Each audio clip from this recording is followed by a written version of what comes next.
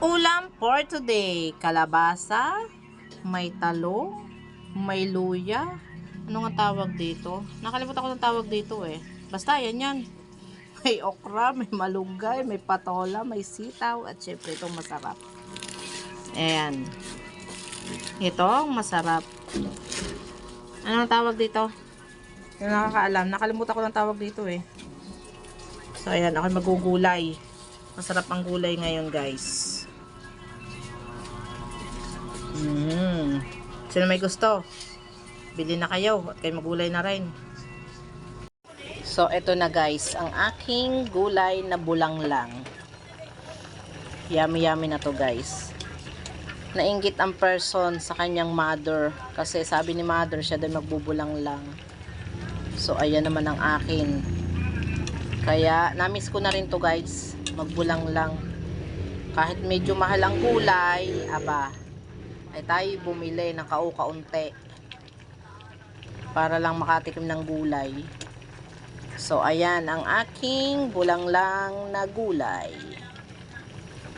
Okay na to guys, pwede na to. Tara guys, at tayo kumain na. At syempre hindi magiging masarap ang ating bulanglang pag wala nito. Ngayon, bumili ako ng sapsap at ating ipiprito. Maliliit na sapsap to guys. Kaya yan, piniprito ko. Itong masarap na kaulam ng bulanglang. Ang piniritong sapsap. Grabe guys, ang bango ng sapsap. Ang bango ng amoy niya. Nakakagutom na talaga guys. Sino may gusto? Tara at kayo magluto na rin. Bukod sa sapsap guys, meron pa ako neto. Ayan, yung maliliit na isda rin. Inihuhu ko na. Ito naman ang gusto ng aking mga junakis. Diba? Tapos malutong. Ay, nako. Grabe na ang kain nito. Walang diet today.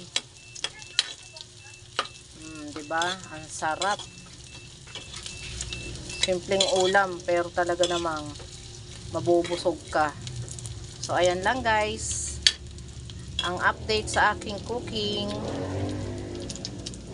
Yummy